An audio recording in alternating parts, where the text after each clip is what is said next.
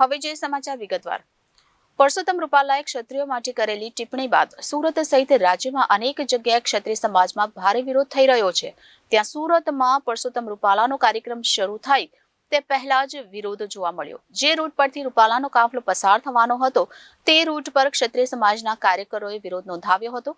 કાળા વાવટા અને બેનર લઈ વિરોધ દર્શાવ્યો હતો. હાલ પોલીસ દ્વારા તમામની અટકાયત કરવામાં આવી છે. લોકસભાની ચૂંટણી માટે ભાજપે રાજકોટના ઉમેદવાર તરીકે પરસોત્તમ રૂપાલાના નામની જાહેરાત કર્યા બાદ એક નાના કાર્યક્રમમાં તેઓએ કરેલી ટિપ્પણી બાદ મોટો વિવાદ ઉભો થયો છે. સુરત સહિત અનેક જગ્યાએ ક્ષત્રિય સમાજ દ્વારા પરસોત્તમ રૂપાલા સામે વિરોધ થઈ રહ્યો છે.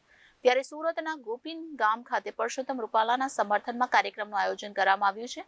જો કે ગઈકાલે ખંભાળિયા ખાતે ભાજપના કાર્યક્રમમાં કાળા વાવટા ફરકાવ્યા બાદ સુરતના કાર્યક્રમમાં પણ આવી કોઈ હરકત થાય તેવી શક્યતા વધી રહી હતી. પરસોત્તમ રૂપાલાએ ક્ષત્રિયો માટે કરેલી ટિપ્પણી બાદ સુરત સહિત રાજ્યમાં અનેક જગ્યાએ ક્ષત્રિય સમાજમાં ભારે વિરોધ થઈ રહ્યો છે.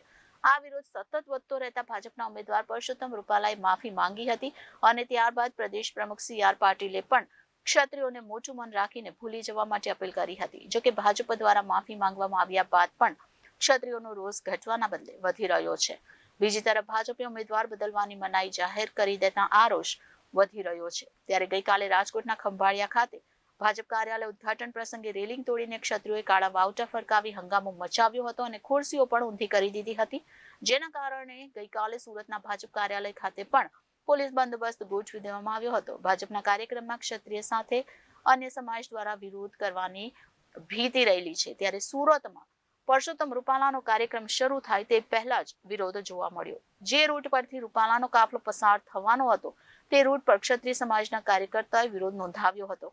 કાળા વાવટા અને બેનર લઈને વિરોધ દર્શાવ્યો હતો. હાલ પોલીસ દ્વારા તમામની અટકાયત કરવામાં આવી છે.